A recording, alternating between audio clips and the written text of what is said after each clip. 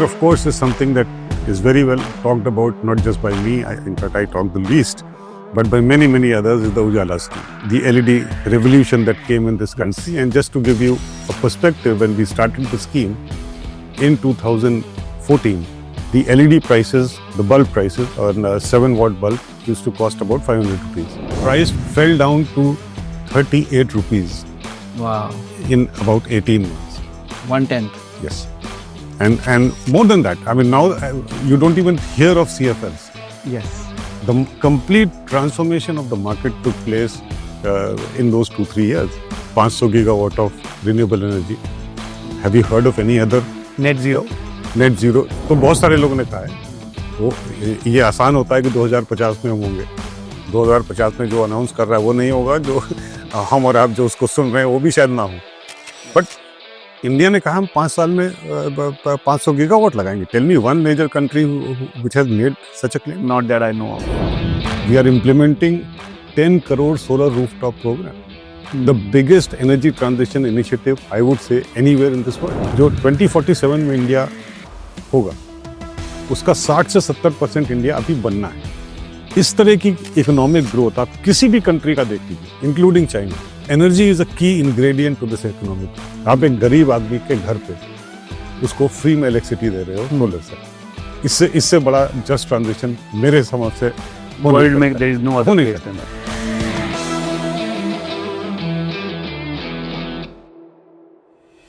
Namaskar and welcome to the Energy Transition Dialogue, a platform where we unlock some of the most critical issues of clean energy transition and sustainability. And today I have with me a very well-known personality, Mr. Saurabh Kumar.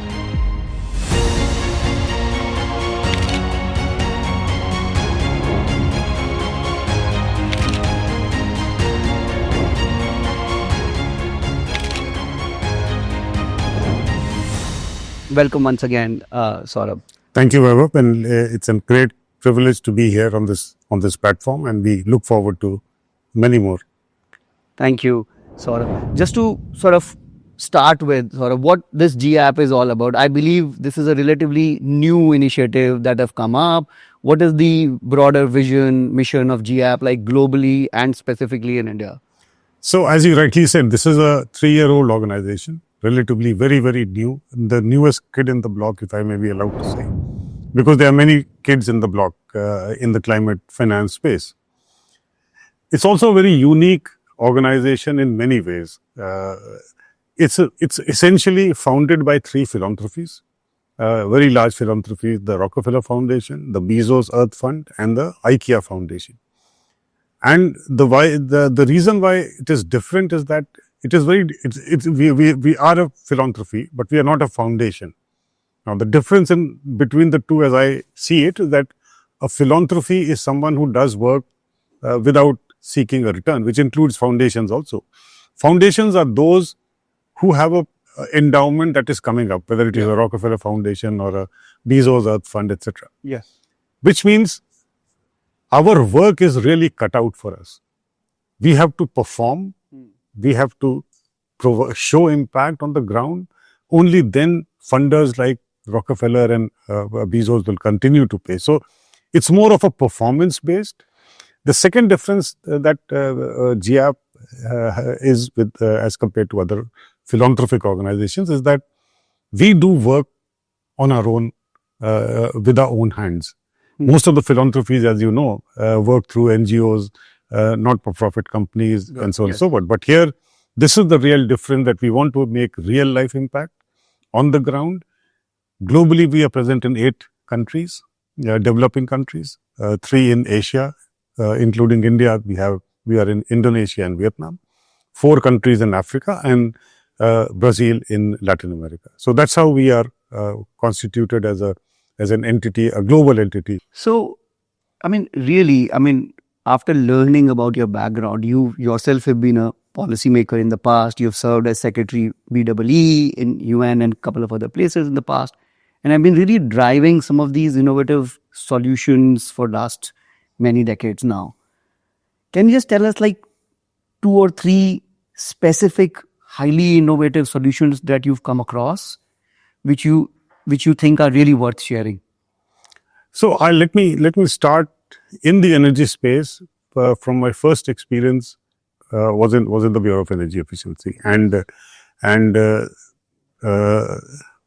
scheme that was designed at that point in time, and I think Vaibhav, you were also part of that, is the perform, achieve, and trade mechanism. Which still is in It existence. is still in existence. Now it's becoming a much better scheme with the carbon angle getting added. Yes. Now that in 2010 was, I think, something that was ahead of its time. Let me try and make it very simple. What does specific energy consumption mean?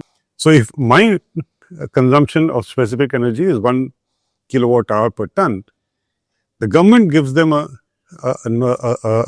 target that you reduce it by 5%, make it 0.95 kilowatt hour per ton in the next 3 years.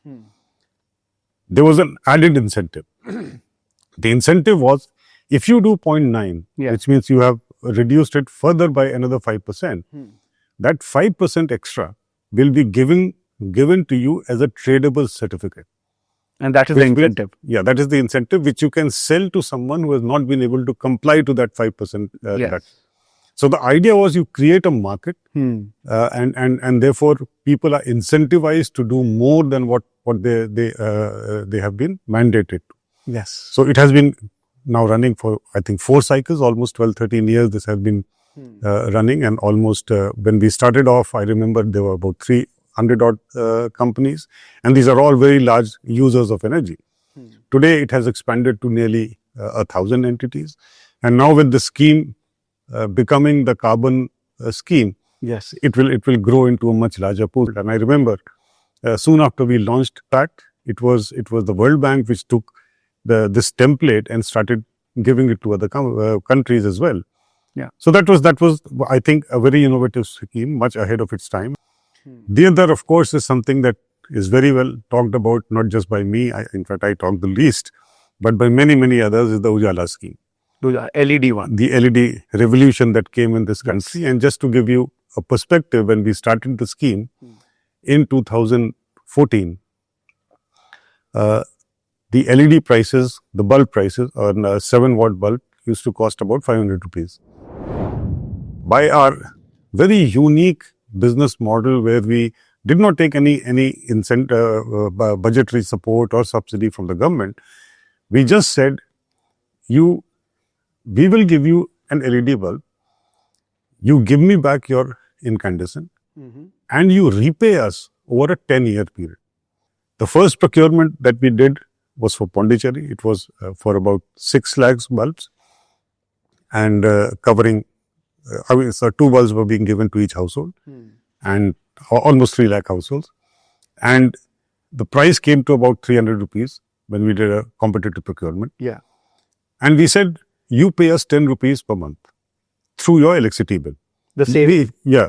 So, and you will save 15 rupees because you are, I'm taking out your inefficient lamp. A 60-watt bulb I'm replacing by a 7-watt bulb. Yes. So if you use it for 4 hours a day, you will save at least 15 rupees a day. You give, a month, and you give me 10 rupees a month. Yeah. That gets added to your electricity bill. It was a runaway success. And then we took and we gave a warranty of 10 years, knowing fully well that the bulbs are not going to last for 10 years. But still you gave a warranty for 10 years? Yes, you have to take a calculated risk, and the board was completely aligned. The first, I think we spent about 18 crores in the first 6 lakh bulbs. There's also a story behind this, and if you permit me, sure. It's a very interesting story. The story was, I knew the Chief Secretary of Pondicherry well, and he got convinced that this is a good program. He was also a committed environmentalist. He wanted to. He says, I have only one request to make to you. You please make a presentation before the Honorable Chief Minister. Okay. I said, yes, we will.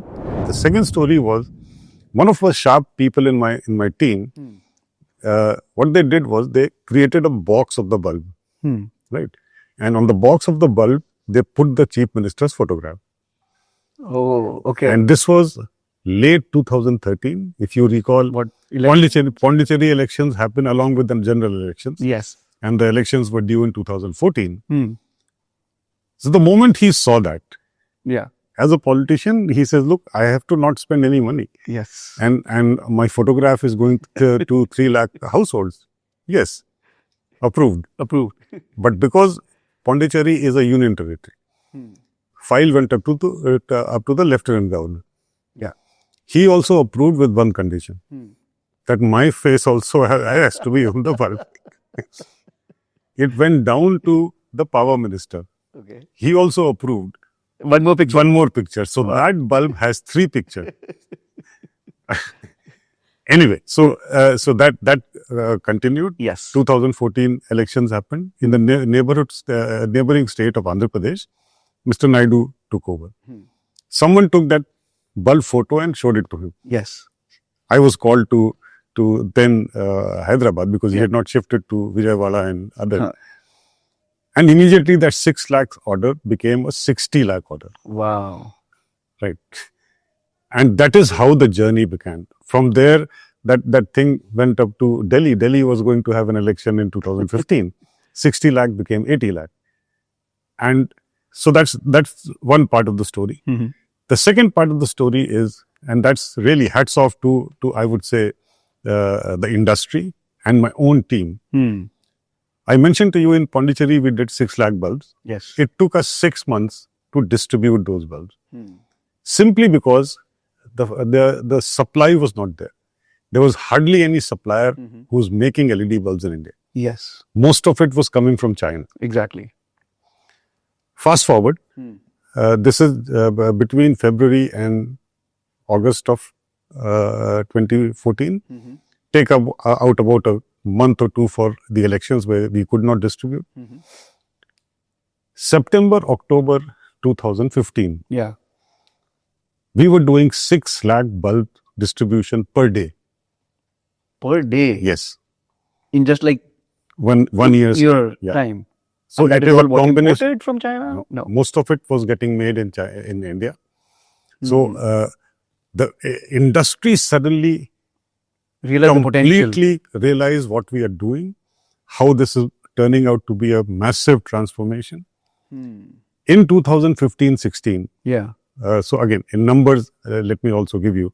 And by the way, this is a case study in Harvard and also IIM Ahmedabad, the UJALA story. In 2014-15, we distributed 30 lakh bulbs. And again, there's a story behind this. I was very happy because this was the largest ever distribution of light bulbs in the country.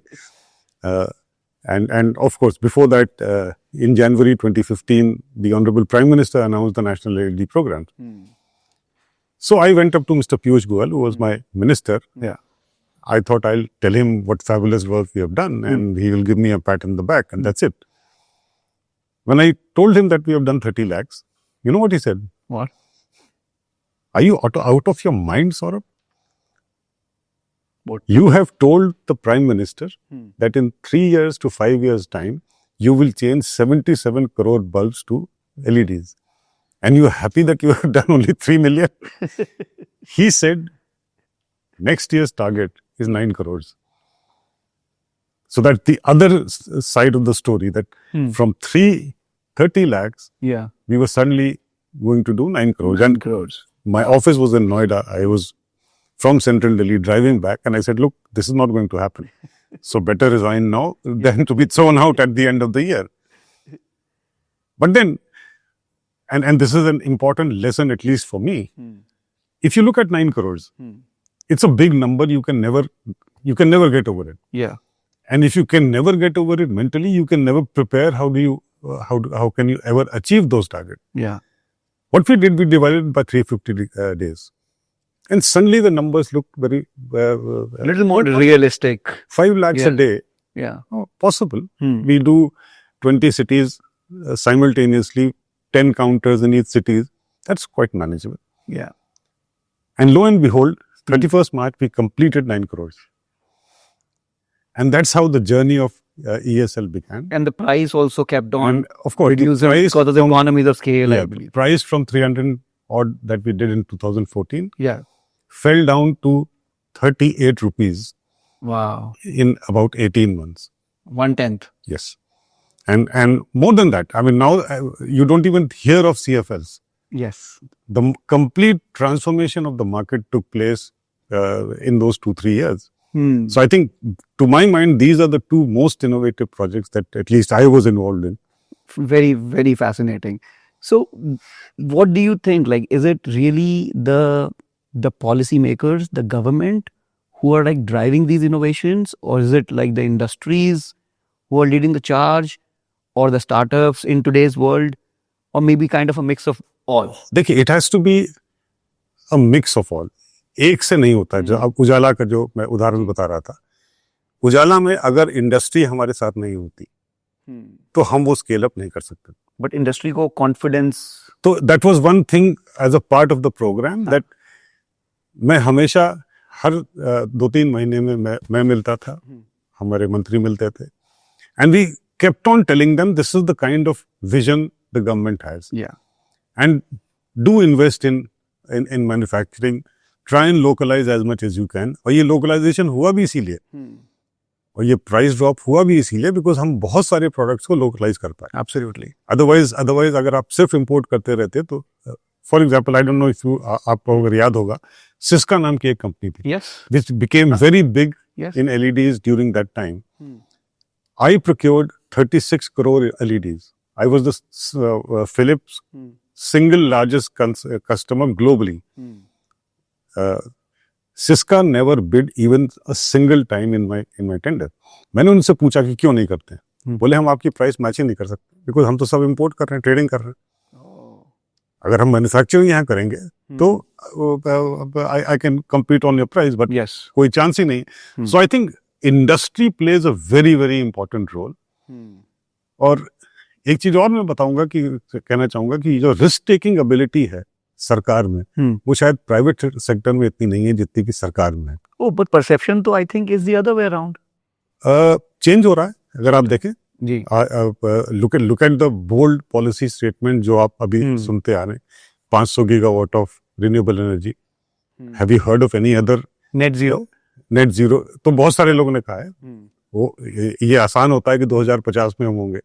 2050 में जो announce कर रहा है वो नहीं होगा, जो हम और आप जो उसको सुन रहे हैं वो भी शायद ना हो.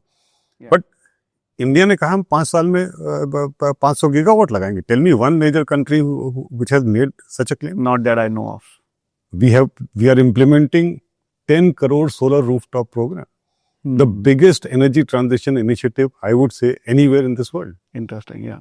किसी और का आपने सुना है? टोटल लास्ट ईयर पूरे वर्ल्ड में 10 मिलियन रूफटॉप हुए थे सब मिला के. We are talking about 10 million rooftops in 3 years time. So I think these are very bold initiatives. Absolutely. Out of the world, and I think it's really a joy supporting the government in doing what we feel is actually necessary, not just by India, but virtually everyone else who potentially can. Absolutely. And just picking the cue from there, क्योंकि आपने ये बड़े missions और government के programmes की बात की, going forward, what do you think that role of these collaboratives, alliances, collectives, इनका क्या रोल है इन बड़े बड़े मिशंस में, इन रिन्यूएबल्स के बड़े टारगेट को डिलीवर कराने में, एनर्जी एफिशिएंसी या कंजर्वेशन के बड़े मिशंस एजेंडा को फुलफिल करने में? Because we have been hearing about many alliances, and GEAPP is relatively new, let me say it that way, but there have been quite a few anyways. इनका क्या role है? Think tank, civil society, I mean, we can just throw some light on that. देखिए, let's put all this, whether it is renewables, batteries, energy efficiency, इसको सबको एक शब्द में बांटते हैं, 2 शब्द में, which is energy transition. Yes. Right. Energy transition अगर आप भारत सरकार का अगर सब्जेक्ट देखा जाए तो इसमें 18 मंत्रालय को साथ में काम करने की आवश्यकता. 18? I thought it's 7 or 8. 18. 18 ministries have to work together if you really want coordinated action. Now, take it to state level, same 18. Take it to an industry level. Yes. Again the same issue. So, यहाँ पे बिना collaboration के आपका just energy transition संभव ही नहीं. That's number 1. Number 2, collaboration से दूसरा फायदा क्या है? बहुत सारी चीजें हैं जो कि नई हो रही हैं, और लेट मी टेल यू कि सबसे बड़ी नई चीज इंडिया क्या कर रहा है. इंडिया हैज सेड कि हम 2047 तक वी विल बिकम अ विकसित भारत, डेवलप्ड नेशन। अब आज जो 2047 में इंडिया होगा, उसका 60 से 70% इंडिया अभी बनना है। इस तरह की इकोनॉमिक ग्रोथ आप किसी भी कंट्री का देख लीजिए, including China. Energy is a key ingredient to this economic growth, to development, yes. अब किसी भी चाहे चाइना हो, चाहे यूरोप हो, चाहे यूएस हो, everybody has developed using cheap fossil fuel energy. India आज से लेके 47 तक has to find an alternative. So it's a unique Absolutely, and absolutely this different. trajectory is not, there is no parallels. Wow. You have to develop using clean energy. You have to develop using innovations that the world has not seen. Yeah. Technologies that may not exist today. And you still have to take care of the fact कि आपकी social equity होनी, आपका sustainable development होना, your economic prosperity has to go up. So I think India is in well on course of that. And I mentioned कि ये 10 million rooftop is a energy transition project, a just energy transition. आप एक गरीब आदमी के घर पे उसको फ्री में इलेक्ट्रिसिटी दे रहे हो सोलर से। इससे बड़ा जस्ट ट्रांजिशन मेरे समझ से वर्ल्ड में there is no other place than that. So we are clearly finding a way forward. इसमें collaborations की बहुत ज्यादा आवश्यकता है। Innovations will drive the next generation of growth. चाहे वो AI हो, चाहे वो नई टेक्नोलॉजी हो, नए फ्यूल्स हो। We are talking about hydrogen. क्या पता अभी fusion can become something big. I'm glad government is talking about SMRs. Yes. Small modular reactors. Yes. तो जो इंडिया पाथ तय करेगा, अगर इस धरती को सस्टेनेबल रहना है तो वर्ल्ड विल, हाँ, करना ही पड़ेगा। देखिए 1.5 डिग्री सेंटीग्रेड हम ऑलरेडी पहुंच चुके हैं जी, which is what was our target by 2030. 5 साल पहले we have already warmed up to that much. Now if we continue this way, I don't think this world will be habitable in the next 20, 25, 30 years. Right. So कोई choice नहीं है हमारे। Yeah. And since you mentioned this word of energy transition, I mean, simply put, so energy transitions talk about broadly two verticals. One is on the supply side and another one is on the demand side. So, Saurabh, what do you think that which of these two broader packets needs a little more attention in the Indian context? Quite clearly demand side. And why, let me quote something that I've learned it from my ex-boss, Dr. Ajay Mathur. Ji. And he said a very simple thing. अगर एक bucket है, उसमें एक leak है, तो जितना मर्जी भी आप पानी भरोगे, वो कभी फुल नहीं होंगे. That is how I look at demand and supply side. So while you can keep increasing your generating capacity, transmission capacity, जब तक demand को आप को कम नहीं करेंगे आप, you will never have sufficient. और दूसरी बात रही, I think not just India, I think India has done much more than other countries. The entire world has done very little for energy efficiency. And I keep saying this. Yeah. There is no international intergovernmental body on energy efficiency. जबकि आइए पिछले 20 साल से उनका world energy outlook आप देखिए, they say more than 50% of mitigation opportunities are from energy efficiency. Yes. फिर भी एक भी इंटरनेशनल ऑर्गेनाइजेशन आप मुझे बता दें जो कि exclusively energy efficiency focused हो. Now India also have this target. Other than the Viksit Bharat target of 2050, 2047, there is also a target of net zero by 2070. Now, how realistic that target is, because as you rightly said, India has to be kind of built by an order of maybe 70% that you will see after 30, 40 years, which is yet to be done. So there has to be a very new India that is emerging in the next 25, 30 odd years. That very new India, it could be a little more energy efficient or maybe much more energy efficient, I don't know. But net zero, I mean, net zero is like a big and very ambitious target, don't you think so? No, it is, look, while it may be big, ambitious, but the fact is there is no other choice. So let me answer your question by another anecdote. And this is an anecdote that takes me back to my school days. जिस समय TV नहीं था, radio was the only thing, newspaper में आप पढ़ते थे. तो मैं इलाहाबाद, जो कि आज प्रयागराज है, वहाँ को बिलोंग करता हूँ. तो वहाँ पे जनरली क्या होता था कि दो चीजें हम पूरे साल होती थी। एक तो जून से लेके सितंबर तक बारिश काफी होती थी, तो आधे इलाकों में बाढ़ होती थी, और बाकी समय कम्युनल राइट्स इतने होते थे कि कहीं ना कहीं कुछ ना कुछ चलता रहता था। तो कम्युनल राइट्स पे जनरली क्या होता था, कर्फ्यू लग जाता था। हम लोग बच्चे थे, कुछ नहीं, घर पे रहते थे।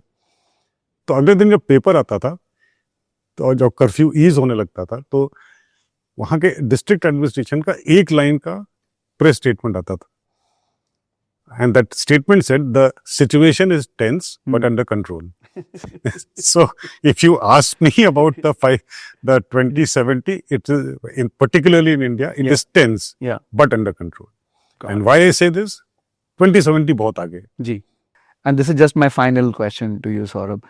What is the message you have for the youth? Because a lot of the audience are like fairly youngsters, job seekers, or maybe just entering into the job market. Is there any message you have for them who are just entering into this world of energy, climate, environment, efficiency, and so on? I think for those who are in India, I think India is a kind of a lab for their innovations, for their enthusiasm, their power of imagination. Because as I told you, what we are trying to do together as a country, as a group of stakeholders, is not happened before in India. So all ideas are welcome. Never think that what you're thinking, what your idea is bad. No idea is ever bad. Never hesitate in experimenting, and never hesitate in reaching out to any one of us to see how we can support your big idea, because this country needs 1 million, if not 1 billion, big ideas in innovation, in clean energy, to move forward and become what we aspire to be, a Vishwa Guru. Absolutely. And go bold, go take risk. I think that's the recipe that you said. Absolutely. Very nicely said. Thanks to you, Saurabh. Thank you, Vaibhav. It was really, really insightful about this whole chat with you today. And thanks to you. And we are coming to a close. I'm your host, Vaibhav Chaudhary. And if you like our podcast, please do share and subscribe.